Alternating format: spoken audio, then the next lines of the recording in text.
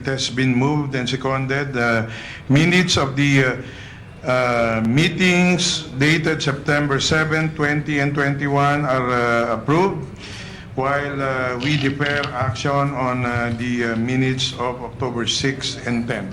Mr. Chairman, Please, I don't have a copy with me of the minutes of the September 20 and 21, Mr. Chairman, but earlier I was able to browse through the minutes and I have noticed certain important items that should have been included in the minutes but have been missed out, Mr. Chairman. For instance, in the case of the inconsistency of the testimonies of Ablen and Ragos in the September 20 hearing, Mr. Chairman, that has not been noted in the minutes. So may I request, Mr. Chairman, that that matter be included as it is very important, Mr. Chairman. Secretariat, will you please look into this?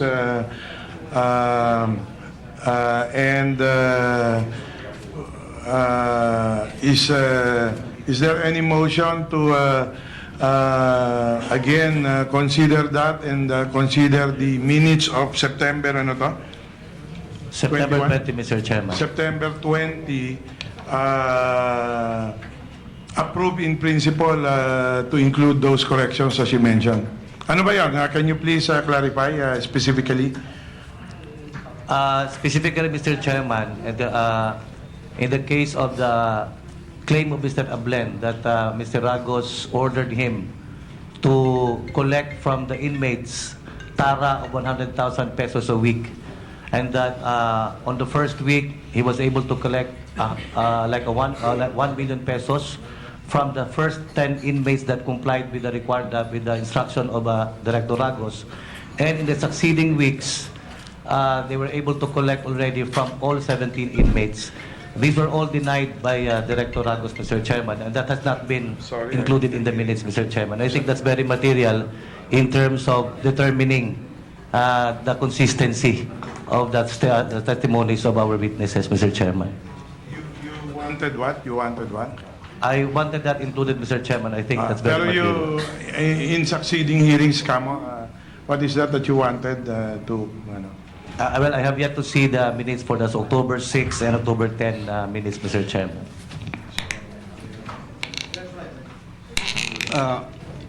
October 6 and 10, precisely, we have to defer approval of the minutes of October 6 and 10 because we have not received copies yet of that. So does that satisfy your concern? Yes, Mr. Chairman, as far as October 6 and October 10, Mr. Chairman, but as far as September 20, Mr. Chairman, may I move that the minutes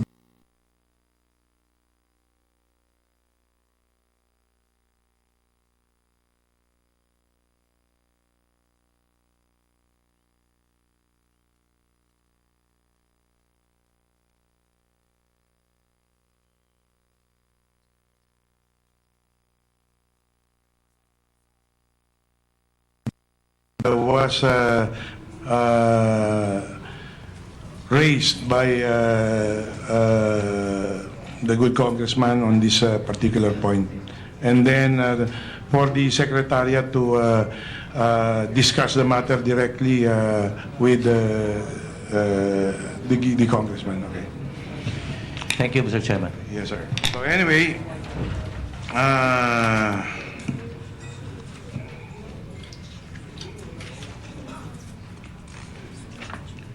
may I now request the COMSEC to please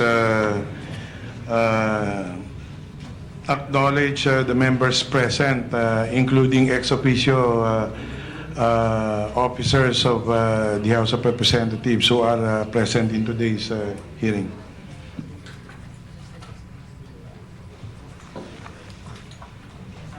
Good morning.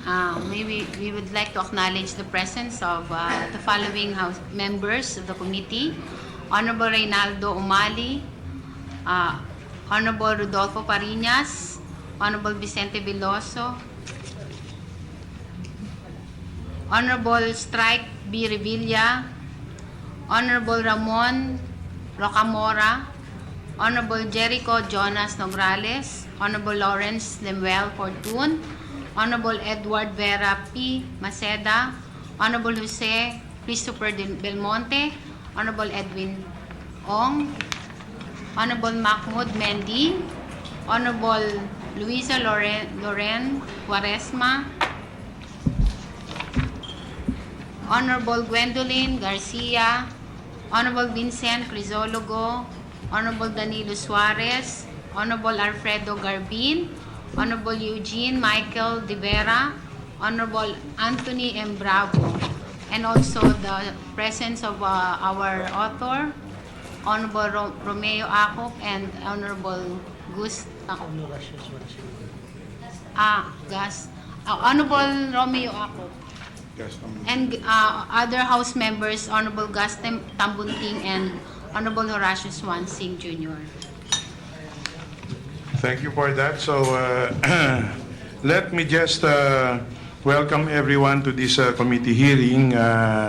This is not yet in executive session. Later on, we will conduct our hearing in executive session. But just for the benefit of especially the public, this legislative inquiry is a record of some sort. We started our hearings on September 20 and terminated the same after 4 hearings on different dates on October 10. This is less than a month, and actually we will now discuss today and hopefully approve a committee report that the committee had put together for discussion purposes, and to seek the consensus of this committee in approving the same, so that we can present this in plenary within a month from the time we started, even if the rules allow us to complete our work in a period of 60 days. So we hope to seek plenary approval of our committee report. Hopefully we can agree on it today, so that before we go on a break this week, we would have presented and get the nod of the House of Representatives of our output in this particular congressional inquiry. I would like to thank everyone, especially the members, because this is probably the most expeditious, swiftest, productive congressional inquiry ever. Completed in 4 hearings in 4 different days for a total of 47 hours, ranging from 10 to 14 hours per hearing. Comprehensively covering 22 witnesses and 10 resource persons and or agencies, including 2 non-government organizations, notably the Integrated Bar of the Philippines and even the VACC, or Volunteers Against Crime and Corruption.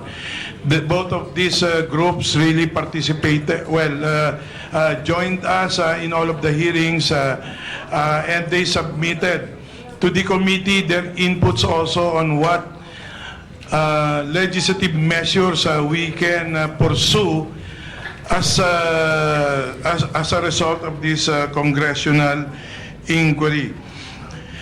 More importantly, 50, at least on the average, 50 interpellators, House members, took turns in interpellating witnesses and resource persons.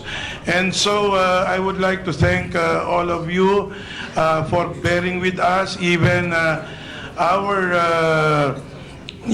people who saw us being transparent and conduct our proceedings in an orderly fashion. I would like to thank all of you, and we don't want to keep you waiting, and this is the reason why we would like the committee report to be tackled soonest.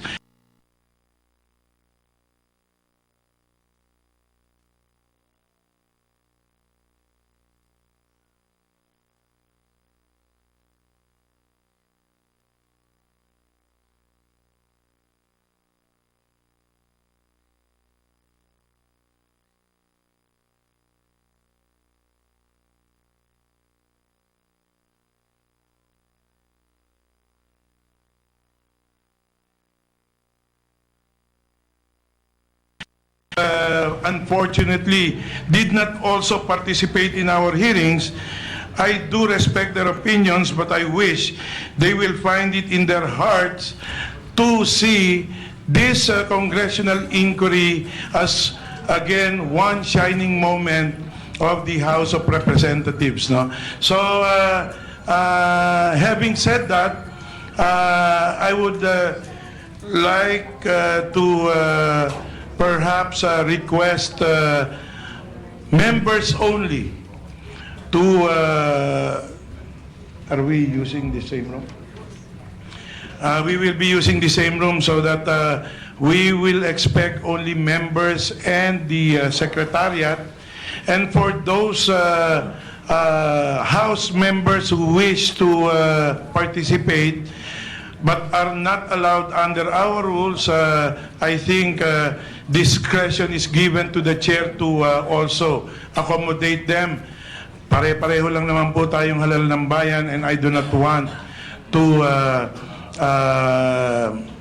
disallow you to participate because I know that if we allow everyone to participate, we will better get a consensus of the final output that we will submit to plenary, which we will vote upon anyway when we are about ready to do that. Meanwhile, after we have excused all those who cannot participate in this executive session, we will distribute copies of the first draft of the committee report for discussion purposes, and we will have to collect the same again before we end our executive session, and so we can give the secretariat time to finalize it, and once finalized, this is what we can vote upon, and after we have approved the same and get it calendared in plenary, then we will be free already and without obligation or constraint to share it with everyone. I guess that is again what the rules require of us members. So, Your Honors, please be guided accordingly. And may I now request any comment at this point in time while the media is still here, before we request the media to allow us our free time as a committee conducting this hearing in executive session. Any comments coming from any member? Minority Leader? Thank you, Mr. Chairman. I'm just somewhat... I read one of the broadsheet today, and I just would like to have a clarification from the chair on that statement that there was no evidence against De Lima. Is that the position of the chair? I don't know about whoever wrote that. Definitely it did not come from me. I did not utter those words. I did not give any statement to any media on that particular point. So probably that is a spin of some of the members of the media, and or probably that is their way of sowing intrigue on the House of Representatives, on this committee, and on this person as chair of the Committee on Justice. Well, that's comforting, Mr. Chairman. I'm just somewhat alarmed or bothered because we're about to come up with a committee report. Here is a broadsheet news stating that the chair has made a statement that there is no evidence linking De Lima to this particular resolution, that I am one of the authors. That's precisely the reason I am somewhat concerned. But nevertheless, coming from you that it is not true, then it's pretty comforting, and thank you very much for that reply. Thank you, Minority Leader. Again,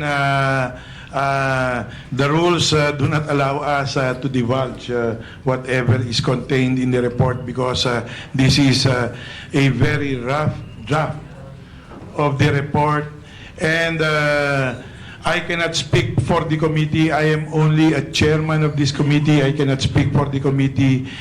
The committee report is what will be the statement of this institution, not Congressman Umali, not Chairman Umali, but the Committee on Justice, of which I only chair, and I only have one vote, which I cannot even exercise unless to break a tie when we vote upon any measure before this committee. So please disabuse your mind about whatever has been written, because that is a canard that no one should even listen to. Mr. Chairman, in relation to the manifestation of the Minority Leader, Mr. Chairman, I heard over the radio when I drove my son to school this morning that you made a statement that the prosecution of Senator De Lima will not be one of the recommendations of the committee. Do you confirm that, Mr. Chairman? That is not our job. Prosecution is an executive function, not a congressional function. Investigation and enforcement are executive functions, not legislative functions. So that is not our role. Our role is to legislate, and that is what we will focus on in our committee report. But having said that, that is not to say that we will not have our own findings of what facts had been established in this committee. And anyway, you will all see that in the committee report, and you make your own judgments as to what will be the output of this committee that I have steered towards producing this committee report for the approval of all members of this committee and then eventually the plenary. Mr. Chairman. Mr. Chairman. Yes, From what I understand from your explanation, this committee cannot make recommendations to the Department of Justice, cannot make recommendations to the NBP. Is that the rule, Mr. Chairman? I did not say that. I did not say that. I'm just saying that that is not our function. But we can Prosecution is not our function. But we can recommend in our resolution, Mr. Chairman. I guess it can be done, but as you very well know, charges have already been filed. So what is there to recommend? No, not only. For example, we can recommend on the functions of the new It is the Bilibid. decision of the. That's why I'm only. It is the decision of the committee, yes, not mine. but that's why I'm asking.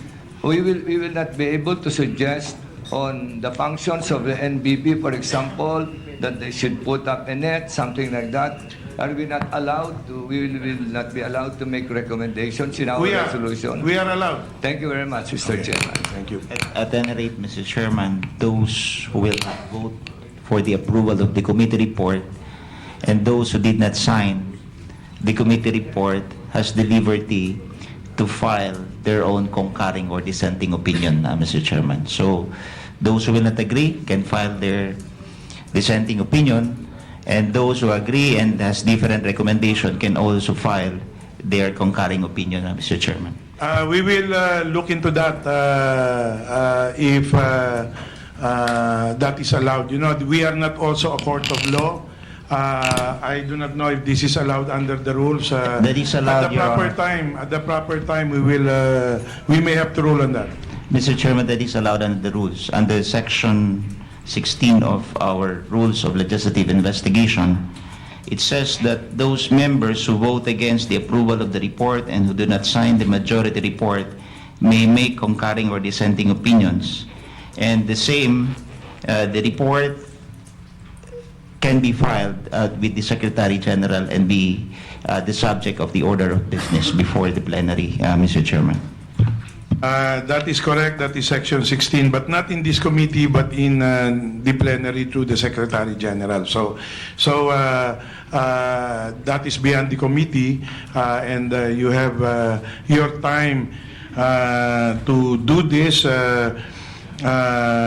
in plenary when the matter is included in the order of business for purposes of deliberation and approval by the House in plenary. So, ayaw niyo pa bang makita yung report? Bakit ang dami yung tanong? Last item. Hindi ba kayo na-excite sa report? Sige, Congressman Salo. Yes, Mr. Chair. This is a different matter, Mr. Chair. I just note that this committee issued the warrant of arrest on Ronnie Dayan. So may I just inquire on what would be the status of that and what would be the action of the committee in as much as the committee is already terminating its investigation on this matter? The warrant stays. The contempt stays because that is contempt of the House of Representatives, not only this committee. Please remember that the subpoena was issued and approved by the Speaker of the House, not by the chair of this committee, and therefore that contempt is against the institution. Hence, as I said in our previous hearing, all unfinished business will be referred to the appropriate committees or even subcommittees of the Justice Committee. So he will have his time to respond to any and all questions that are response to any and all questions that may be required by any member of this House in the appropriate committee. So the contempt order stays and the arrest order stays. So on that note, we would like again to thank our friends from the media for covering us even in this short period of time. Let again reiterate that at 11:30 we will have a House briefing led by our good speaker. So, you know, you may raise all of the questions that you'd like to raise from us at that particular moment. Meanwhile, may I request your indulgence to please vacate this room so that we can proceed with our Before jobs. that, Mr. Chair, may I move to conduct an executive session so we can properly convene for executive session, Mr. Chair. Second motion, Your Honor.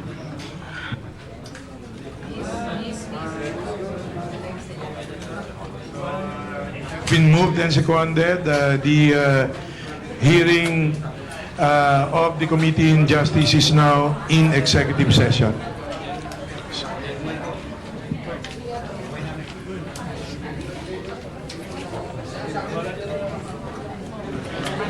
The committee directs the stenographers to please stay to record whatever we will discuss here. But of course, with a notice that you cannot release and or divulge this unless with the prior approval only of the chair. Thank you.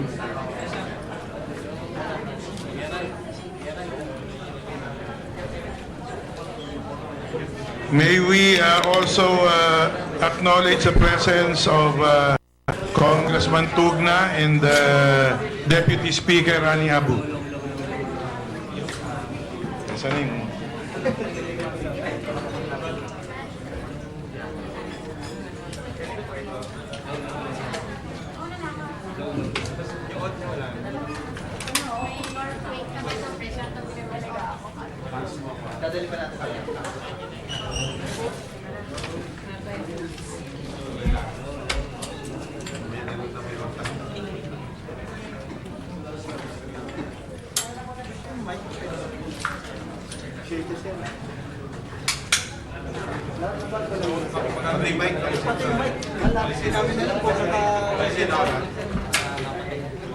Camera, alisin. Tapos yung mic, alisin. Pwede na siguro tripod. Tapos,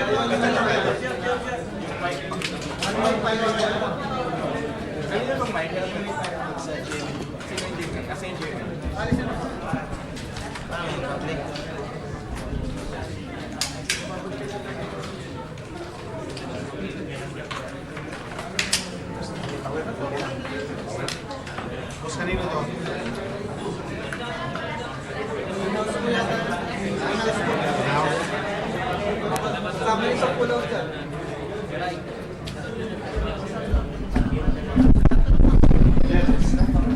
Ba't kumamatay kanina? Oo, may nakakasama.